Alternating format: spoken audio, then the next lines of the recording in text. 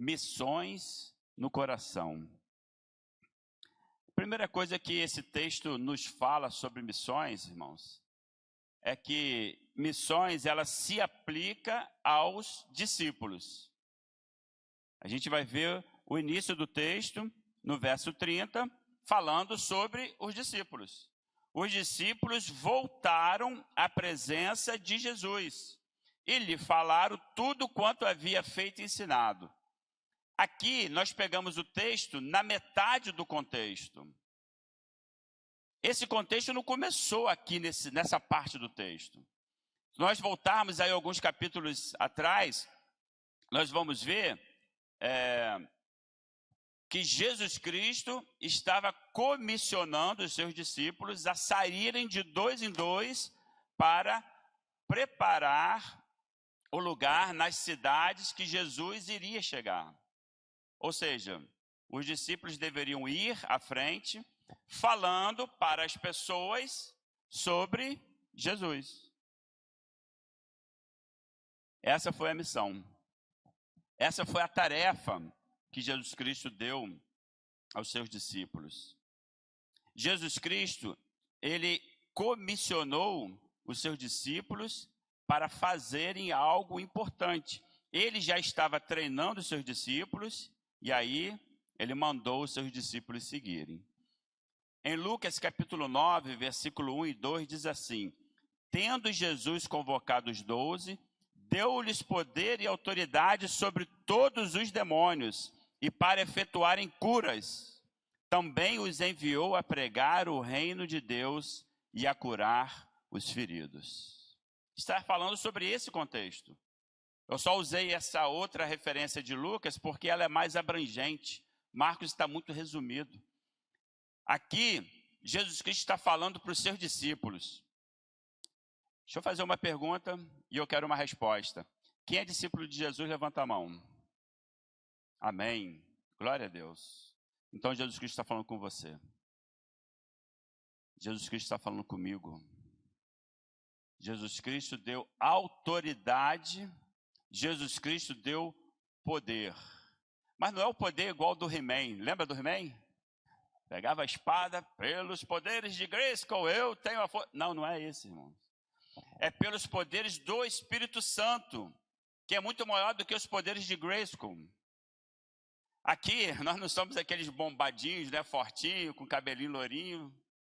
Aqui nós somos pessoas normais, vivendo vidas normais, mas que recebemos uma missão especial. Meus irmãos, ninguém mais recebeu esse tipo de missão. Somente nós. Somente nós, os discípulos de Jesus, recebemos esse tipo de missão. Porque missão existe várias por aí. Muitas religiões têm missões, né? E eles fazem. Existe um grupo religioso, eu não quero citar o nome, mas eles estão dominando a Europa, por exemplo. Estamos falando sobre missionários na Europa. O número de cristãos na Europa está diminuindo e o número dessa outra religião está aumentando vertiginosamente, irmãos. Sabe qual é a estratégia? Fazer filho. Aí o casal tem 4, 5, 7, 10 filhos, todos da mesma religião. E aí o casal de cristãos tem quantos filhos? Um quando tem. Na Europa, um quando tem. Então, só em ter filhos, eles já estão multiplicando. Agora, eles não receberam a missão que nós recebemos, porque eles não têm o poder do Espírito Santo. Se você for lá olhar o livro religioso deles, não tem nenhuma parte dizendo isso. Muito pelo contrário, manda fazer guerra, né? Guerras santas. Irmãos, eu e você fomos comissionados e capacitados para isso. Mas, pastor, eu não fiz seminário. Amém, irmãos, porque os discípulos também não fizeram. Aqui a gente está falando de Pedro, pescador, homem bruto, ignorante, nos sentidos amplos da palavra. Ignorante por não ter um conhecimento apurado, ignorante por ser grosso mesmo, algumas vezes. A gente vê que o camarada, depois de um tempão, 3 anos com Jesus, 3 anos e meio no ministério, Jesus explicando para ele, olha só, eu vou ser morto, eu vou ser preso e crucificado. Quando os caras vêm para prender Jesus, o que o cara faz? Puxa a espada, buf, e corta a orelha do soldado. Só faltou Jesus fazer assim. Esse cara não entendeu nada. E não entendeu mesmo, porque logo depois Jesus foi preso e o que ele fez? Negou. Negou, irmãos. Irmãos, nós fomos comissionados para uma obra poderosa e fomos capacitados para isso. Missões é para os discípulos. Missões está no coração dos discípulos, mas não é porque você é bonitinho, não é porque você é bonzinho, não é porque você é o último biscoito do pacote, não é o que diz por aí agora? Não, irmãos. É porque Jesus escolheu você, porque você é o ser humano igual a todos. Às vezes, você, e eu digo você porque acontece isso comigo, a gente olha no espelho assim, né? Aí dá aquela estufada na barriga, aí olha a careca como é que já está, né? Aí começa a olhar as imperfeições que nós temos, porque todos nós temos. E aí a gente começa às vezes a se depreciar. Isso acontece, tem muita gente que entra em depressão, né, por causa disso. Ah, não, eu sou feio, eu sou careca, eu sou barrigudo, sou narigudo. Nenhuma mentira, né? Mas Jesus Cristo não está preocupado com isso não, irmãos. Jesus Cristo não está preocupado. Jesus Cristo está preocupado com o nosso coração, com a nossa disposição, com a nossa vontade de servir. Ele está preocupado que nós tenhamos o mesmo coração que ele. No mínimo que a gente entenda o que Jesus Cristo está falando. No mínimo que a gente entenda o que ele fez comigo e com você. A obra que ele realizou na sua vida. E que você é grato por isso, amém? Quando nós entendemos isso, nós já estamos dando um grande passo para cumprir a nossa missão. No coração de missões, ele se aplica aos perdidos. O verso 33, ele diz assim, ó, muitos, porém, os viram partir e, reconhecendo-os, correram para lá. Na minha Bíblia está escrito assim. O povo viu que Jesus Cristo entrou no barco e foi para outro lado. Eles ficaram olhando a direção, e o barco está indo para lá. O povo saiu correndo, irmão. Todo mundo correndo para o lugar para onde o barco estava indo. E eles foram a pé. E de todas as cidades, de tudo quanto era lugar, o povo vendo o barco de Jesus se direcionar, o povo foi atrás. Quando Jesus chegou lá, uma multidão. O texto diz que Jesus Cristo queria um lugar para ficar a sós com os seus discípulos. Mas ele não conseguiu. Sabe por quê? Porque a missão também, ela contempla e ela se aplica aos perdidos. As pessoas, irmãos, estão carentes, elas estão precisando, elas estão necessitando. Eu estava conversando com uma pessoa hoje, ela estava dizendo sobre uma filha que está com problema de depressão. Quantos dos nossos filhos e parentes e primos e amigos não enfrentam esse mal do século, que é a depressão? Eu trabalhava num lugar que tinha 4.000 passageiros, mais 6.000 pessoas. Uma lata gigante de 300 metros de comprimento, com 6.000 pessoas dentro. E eu digo para você, eu só não tive depressão porque eu lutei muito contra isso. Mas tinha horas, tinha momentos que eu ia dormir, eu me sentia a pessoa mais solitária do mundo, junto com 6.000 pessoas.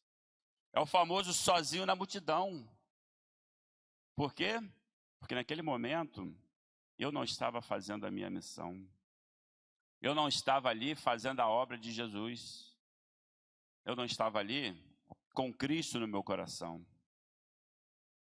E as pessoas, irmãos, às vezes a maioria nem sabe que precisam de Jesus. Elas sabem que tem uma necessidade. Já aconteceu com você de alguém chegar perto de você e falar assim: irmão, ora por mim? Sim ou não?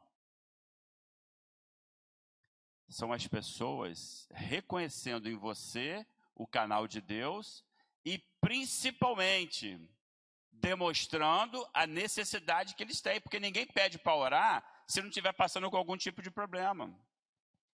Hoje em dia, nós temos vivido uma situação muito complicada, porque a sociedade está querendo cada vez mais ridicularizar os cristãos, perseguir os cristãos, fazer com que os cristãos sejam apenas de nome, né? Não tenham posicionamento, não vivam, ou seja, aquele cristão do muro, né? Já contei para vocês aqui a historinha do muro? Não? Então eu vou contar agora. Certo homem estava em cima do muro, de um lado estava Deus, do outro lado estava o diabo. E Deus falava para aquele homem assim: homem, mulher, a pessoa que estava lá, desce do muro, vem para cá, vem para o meu lado. E o diabo olhava para o camarada lá em cima, não falava nada. E Deus está ali: desce do muro, vem para cá, vem para o meu lado. E o diabo olhava para o cara lá em cima e não falava nada. Aí alguém perguntou para o diabo: e aí? Deus está chamando o cara, tu não vai chamar também não? Aí o diabo olha para a pessoa e fala assim: está preocupado com o quê, rapaz? O muro é meu. Se ele está no muro, deixa ele, está comigo. É da minha equipe, faz parte do meu time. E o pior, irmãos, é que muitas dessas pessoas, ou a maioria dessas pessoas que estão em cima do muro, são pessoas que têm o carimbo ou o nome de cristão. Pessoas que ainda não conseguiram entender, primeiro, a sua missão, segundo, a necessidade das pessoas de conhecerem de Jesus. Porque é maravilhoso, irmãos, estar aqui nesse culto, nesse ar-condicionado, nesse banco confortável, receber uma balinha, estar com esses irmãos aí bonitos, belos, pessoas que eu amo, agradáveis, isso é muito bom. Só que as pessoas estão necessitando de Jesus. E eu não vou nem falar lá do Chapadão, eu vou falar aqui na porta da igreja. Quantas pessoas passam na porta dessa igreja com o seu coração ferido, com a sua alma destroçada, com sua vida totalmente arrebentada pelo Satanás? Eu posso garantir para vocês, centenas ou centenas de milhares. Porque a igreja está no lugar estratégico. Há muitos anos atrás, eu ouvi uma frase de uma irmã aqui da igreja, Adriana Mistério. E ela falou assim para mim: eu louvo a Deus pela visão que Deus deu ao pastor Marinho por construir essa igreja no lugar que ela está. Porque ela está do lado de um hospital, o lugar onde as pessoas mais necessitam ou que tem mais necessidade vem. Aqui não importa se a pessoa é rica ou pobre, sofreu um acidente, traz para cá. Agora está fechado, mas sofre um acidente, traz para cá. Aí depois vai para outro lugar melhor, quem tem condições de pagar, quem não tem fica por aí mesmo. Mas a igreja está do lado. Que lugar mais estratégico do que esse? As pessoas vêm aqui com o coração, com o corpo ferido e vai passar em frente da igreja. Tem a oportunidade de ouvir de Jesus. Chega com o corpo ferido, sai com a alma sarada. Amém? As pessoas estão precisando, irmãos. Às vezes eles não sabem. Aquela multidão não estava indo atrás de Jesus para poder receber salvação da alma. Não estavam, eles não sabiam disso. Eles não conheciam isso acerca de Jesus. O que eles queriam? Milagres. Eles queriam a solução para o seu corpo, para o seu problema, para a sua questão física, psicológica, emocional. Isso que eles procuravam. E Jesus sabia disso. Jesus não era um rapaz visionário, inocente, que recebeu uma missão do Pai e estava ali, né, todo empolgado para fazer, né? Às vezes a gente ouve alguém mais antigo da igreja falar isso sobre algum jovem que está empolgado para poder ser um missionário. Ah, esse aí é novo convertido. Daqui a pouquinho isso passa. Jesus não era um rapaz assim. Jesus era um rapaz que sabia por que as pessoas estavam indo atrás dele. E não era pela mensagem que ele tinha, era pelo milagre que ele podia fazer. Irmãos, não importa se as pessoas vêm aqui na igreja, se as pessoas procuram você, ou se as pessoas nem dão a mínima para o que você quer falar, não importa. O que importa é que elas têm uma necessidade, elas têm um problema, e você tem a cura. Você tem a cura. Você não é médico, mas você tem a cura. Está na tua mão, está no teu celular. A palavra de Deus que tem que estar também no seu coração. Tem que estar na ponta da tua língua. Tem que estar na tua mente. E principalmente, eu estava lendo Tiago hoje, tem que estar nas suas ações. Porque às vezes quando você menos espera, quando você vê alguém simplesmente desabafar com você as suas misérias ou as misérias dele, da outra pessoa, e aí apenas com o seu gesto de carinho, de atenção, de amor, você está trazendo uma transformação de vida para aquela pessoa. Porque às vezes ela só precisa falar. Tem gente que gasta um dinheirão com psicólogo só para falar, né? O bom psicólogo, ele não te dá a solução do seu problema. Ele ajuda você a entender qual é a solução do seu problema, que está dentro de você.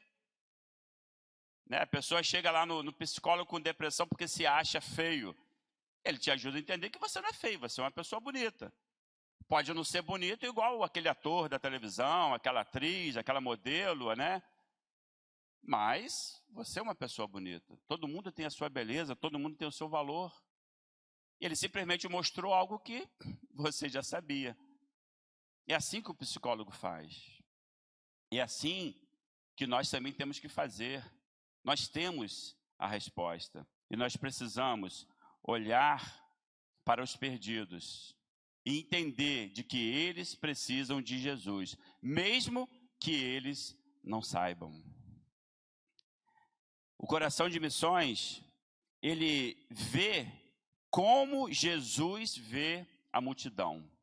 Então Jesus sabia que aquele povo não estava ali para ouvir a mensagem dele. Aquele povo estava ali querendo receber alguma coisa.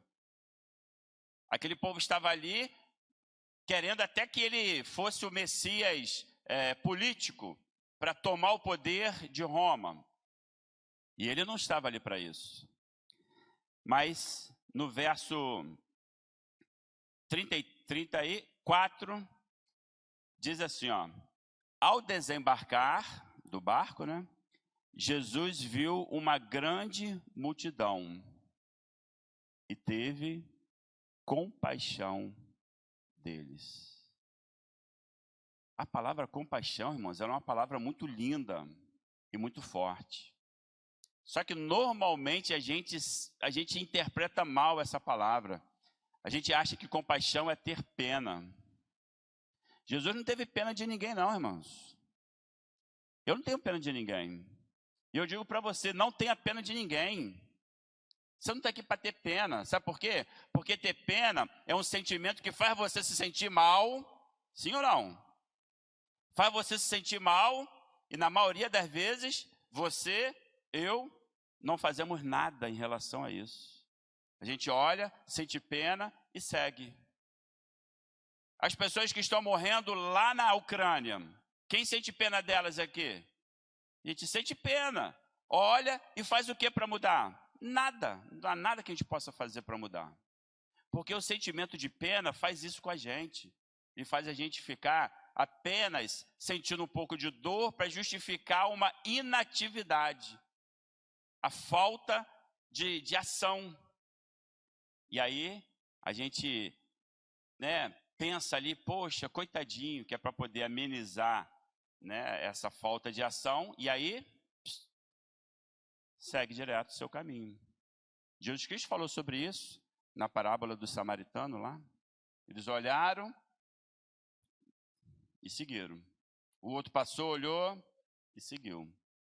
O único que não teve pena daquele homem foi o samaritano, que passou, olhou e cuidou, fez alguma coisa. Jesus Cristo teve compaixão. Compaixão, irmãos, é quando a gente olha para a necessidade de alguém, a gente olha para o problema que a pessoa está passando, a gente se sente mal com aquilo e a gente pensa assim, eu podia ajudar, eu posso fazer alguma coisa. E aí, até aí é pena, né? Aí a gente faz o quê? Alguma coisa. A gente vai lá e age. A gente vai lá e resolve, ou tenta resolver, ou faz alguma coisa para ajudar a amenizar, que às vezes o problema da pessoa é muito grande e você não pode resolver. Mas se você se juntar 5, 10, 15, 100, 200, vai resolver. Vai resolver. Compaixão é quando a gente tem um sentimento, né, em relação àquilo que a pessoa está passando. E nós fazemos alguma coisa para mudar aquilo. Por isso que a Bíblia diz que Jesus Cristo teve compaixão da multidão, porque ele sabia que ele podia fazer, e ele sabia que ele ia fazer alguma coisa por aquela multidão. E ele fez, irmãos. Não ficou só no pensamento. Não. Jesus Cristo partiu para a ação. Mas às vezes, eu fico pensando, como que os discípulos de Jesus veem a multidão? A gente olha para a multidão, o que a gente pensa? Né? Aqui em Nilópolis tem muitas pessoas que vivem na rua, situação de rua. Aqui em Nilópolis tem muitas pessoas que são usuários, né, de droga. Aqui em Nilópolis tem muitas casas aí que oferecem todo tipo de coisa que destrói a vida da pessoa. Nilópolis é conhecida pelo samba. E como os discípulos de Jesus estão olhando para Nilópolis? Como a multidão está sendo vista pelos discípulos de Jesus? O texto mostra uma coisa interessante. Diz assim: e declinando a tarde, vieram os discípulos a Jesus e lhes disseram, no verso 35, é deserto este lugar, e já é avançada a hora. Despede-os para que, passando pelos caminhos ao redor e pelas aldeias, comprem para si o que comer. O que os discípulos estão dizendo? Jesus, beleza, tudo bem, eu sei que tu é o Messias, eu sei que tu está implantando o reino, mas olha só, isso é problema deles. Nós não chamamos ninguém para vir para cá. Eles vieram porque quiseram. E na verdade, a gente queria ficar sós aqui, só o nosso grupinho fechado. A gente queria ficar só a nossa igreja aqui, no nosso ar-condicionado. Aqui no nosso almoçozinho missionário. Era para ser só a gente, no nosso clubinho aqui. Ninguém chamou esse povo aqui, Jesus. Então, por favor, manda esse povo ralar. Manda eles embora. Vai cada um para o seu lugar, para a sua cidade. Eles dão um jeito lá. Se tiver com dinheiro, compra pão. Se não tiver, um ajuda o outro, pede no caminho. Eles dão um jeito deles. Foi isso, irmão, que os discípulos fizeram. Foi isso que os discípulos disseram para Jesus. Eles não queriam resolver um problema que não era deles. Às vezes eu faço isso. Isso não é problema meu, não. Então, deixa que outro resolve. Deixa que ele dá um jeito. E a gente ainda costuma dizer assim, a pessoa não quer saber de nada com Jesus, por isso que fica aí, nesse lugar que ele está. Sabe por que eu sei que a gente diz isso? Porque às vezes eu digo isso. E é verdade. Só que a visão de Jesus é diferente. A visão de Jesus é outra. Jesus Cristo, ele chega para os discípulos e ele fala assim, ó, nananina não é isso que eu estou ensinando para vocês. Vou falar de novo, preste atenção para ver se dessa vez vocês aprendem. E aí Jesus Cristo fala assim no verso 37. Porém, ele lhes respondeu, dá-lhes vós mesmo de comer. Ou seja, resolvam o problema. Eu tô ensinando a vocês. Eu estou treinando vocês. Eu estou falando com vocês aí, ó, dia após dia. Vocês abandonaram os afazeres de vocês para me seguir e estão aprendendo? Ou será que não estão aprendendo? Ou será que vocês vêm aqui conversar comigo todo domingo de manhã à toa? Ou será que vocês vêm aqui falar comigo domingo à noite só porque na casa de vocês não tem ar-condicionado e na igreja tem? Que lá em casa não tem, né? Não, irmãos. É nós. Né? É nós. Não tem para onde correr não, irmãos. A missão foi dada. A capacitação foi dada. Nós temos que resolver esse problema. Eu sei que não dá para a gente resolver o problema do mundo. Eu não sou inocente, eu sei disso.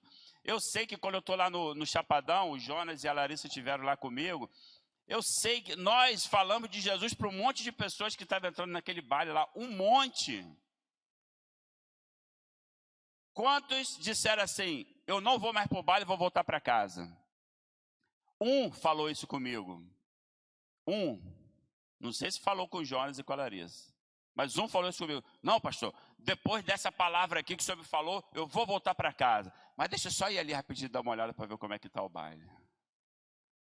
Eu não sei, irmãos. Eu não conheço o coração das pessoas, você não conhece. Você e eu, nós não temos como resolver o problema do mundo.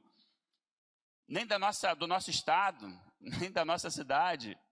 E na maioria das vezes nem da nossa própria casa. Mas nós temos que firmar a nossa posição. Se no final das contas, preste atenção, se no último dia da tua vida, ou melhor, quando você morrer e chegar perante Deus, e Deus perguntar assim, meu servo, minha serva, mostre-me tuas mãos, né? Tem aquela peça, né, de mão. Quem aceitou a Jesus Cristo através do seu trabalho? E aí você abaixar a cabeça e falar assim, Senhor, eu acho que ninguém. Aí lá no fundinho grita um, eu estou aqui, ó. Jesus, eu aceitei a ti por causa dele. Irmão, você ganhou o mundo. Se for um, já está bom demais. Umzinho. Já está bom demais, porque você já ganhou o mundo. Uma alma vale mais do que o mundo. Só que a gente não sabe, né? A gente não sabe se é aquela pessoa que a gente gastou horas e horas, que aceitou a Jesus Cristo através do seu testemunho. Tu não sabe se ele vai, se aquilo é só da boca para fora, ou se ele vai permanecer firme. Você não sabe se aquela pessoa que você falou para ele sobre Jesus, que parece que não estava te dando atenção nenhuma, vai depois, no dia seguinte, com calma, refletir e ser transformado por Jesus. Você não sabe. Eu não sei. Por isso, nós precisamos fazer o que precisa ser feito. Nós precisamos dar de comer. Nós precisamos alimentar as pessoas. Se é fisicamente, se é espiritualmente, é você com Deus. Porque você sabe o que precisa ser feito. Não sou eu que preciso te dizer, meu irmão. Primeiro, porque você tem o mesmo livro que eu em casa te ensinando isso todos os dias. Segundo, que você tem um Espírito Santo poderoso falando ao seu coração todo santo dia e todo dia santo. Você sabe o que precisa fazer. e os discípulos, eles apresentaram uma desculpa. Quando eles ouviram isso de Jesus, eles disseram assim, então Jesus... Não, ainda não é essa parte. Os discípulos apresentaram uma desculpa, né, que foi para despedir a multidão, né, dizendo, temos muitas desculpas para não fazer. Não é? Para não fazer, a gente tem um monte de motivos, não tem? É o pai. Ah, meu pai não é crente. Ih, meu marido não deixa vir fazer culto aqui em casa. Ah, eu não posso ir na igreja por causa do meu filho. Ah, porque é sereno. Porque o sol está quente demais. Ah, porque eu moro longe. Ah, porque é perigoso. A gente sempre tem diversos motivos para não fazer a obra do Senhor. Ah, não vou falar de Jesus para o meu vizinho não, porque não dá. Ele não ouve, é ignorante. Ah, não vou falar de Jesus para a pessoa que está ali no botequim, porque está todo mundo bêbado mesmo, ninguém vai ouvir nada, não vai entender nada, não vai dar atenção. Sempre temos desculpa, irmãos. E os discípulos apresentaram as desculpas deles. Mas aí, Jesus Cristo, ele vai, e para terminar, surpreende os discípulos. E ele faz o quê? Olha só, vocês não contavam que eu fosse ter solução para tudo. Mas eu tenho. Eu tenho a solução. O que tem para comer aí? E aí procuraram lá, acharam 5 pães e 2 peixinhos, sim? Correto? E aí os discípulos falaram, esse cara é doido. Ou será que ele está pensando em só a gente comer e o povo fica só olhando? Irmãos, o Jesus que você aceitou, ele é um líder de estratégias. Ele não é um qualquer, não. Ele não é um que fala assim, ó, vá lá e faz, se vira dá seu jeito. Não, irmão. Nosso Senhor, ele tem estratégia para tudo. Ele nos dá essas estratégias. Eu estava comentando com o pastor, nós tivemos aí a reunião de ministério, né? E eu sugeri, falei, pastor, por que a gente não bota uma tenda aqui na porta da igreja? E aí reveza, temos bastante irmãos, reveza. Bota 2 ali de cada vez, ou no domingo pela manhã, na hora do culto, pega aí 10 pessoas, irmãos da igreja, bota ali na porta da igreja, não precisa ir longe não, irmãos. Na porta da igreja. A nossa igreja é tão estratégica, está tão estrategicamente localizada, que todo mundo que vai para a feira, praticamente, né, ou uma grande parte, tem que passar por aqui. Olha isso. Não precisa ir longe. Bota ali 10 pessoas aqui, irmãos, adolescentes, jovem, adulto, na porta da igreja do lado de fora. Você quer receber uma oração? Aborda, entrega um folheto. Se passar 10 e um der atenção, glória a Deus. Amém. Se passar 100 e um der atenção, amém. Porque às vezes é aquele um que vai ser a diferença. É aquele um que Deus vai usar. Quantos Paulos a gente vê no Novo Testamento? Só um.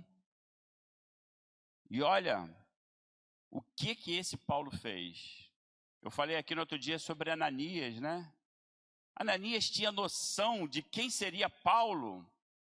Quem seria? Não, ele sabia quem era Saulo. Perseguidor, camarada cruel, tinha medo do cara, mas Deus falou o que para ele? Esse aí é um vaso escolhido por mim. O problema é que às vezes a gente quer ouvir essa voz no nosso ouvido de Deus, né? Mas ela está lá na tua casa todo dia, irmãos. A voz está na tua casa todo dia falando contigo, falando comigo. A gente só precisa ouvir e entender as estratégias. E aí a gente vai ver o que acontece? O milagre. Porque os discípulos fizeram algo maravilhoso. Eles simplesmente fizeram o quê? Obedeceram. Só isso.